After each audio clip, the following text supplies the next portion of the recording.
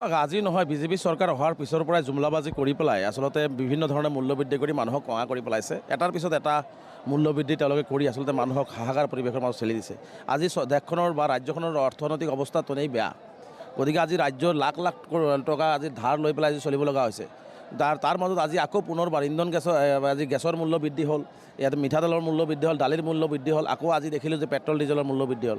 তো মই ভাবোঁ যে আচলতে চৰকাৰখন সম্পূৰ্ণ দিশত ফেইলিয়ৰ হৈছে। অৰ্থনৈতিকভাৱে আচলতে চৰকাৰ চলাই থাকিব পৰা নাই। মই ভাবোঁ যে আচলতে নৰেন্দ্ৰ মোদী ডাঙৰীয়াই যাৰ কাৰণে আজি তেওঁলোকে কৈ আছে গাড়ী চলা কম কৰিব লাগে, কম গাড়ী ইউজ কৰিব লাগে। আজি অসমৰ বিভিন্ন ধৰণে দেখিছোঁ বিভিন্নজনে গাড়ী কম, সেইটোৱে আচলতে মূল সমস্যাৰ সমাধান নহয়। যে অৰ্থনৈতিকভাৱে কেনেকৈ আচলতে দেশখন আগুৱাব বা ৰাজ্যখন আগুৱাব তাৰ প্লেনিং কিবা আছে নেকি? সেই প্লেনিংবিলাক নাই। প্লেনিং নাথাকি হিন্দু মুছলমান কেনেকৈ কৰিব পৰা যায় যে দেশ এখন চলাব লাগে, ৰাজ্য এখন চলাব লাগে, অৰ্থনৈতিকভাৱে আগুৱাই যাব লাগে, যিভাৱে মূল্যবৃদ্ধি সেইবিলাক ৰোধ কৰিব লাগে, সেইবোৰ কথা বতৰা নকৈ পেলাই আচলতে তেওঁলোকে কি হিন্দু মুছলমান কৰিব বিচাৰিছে।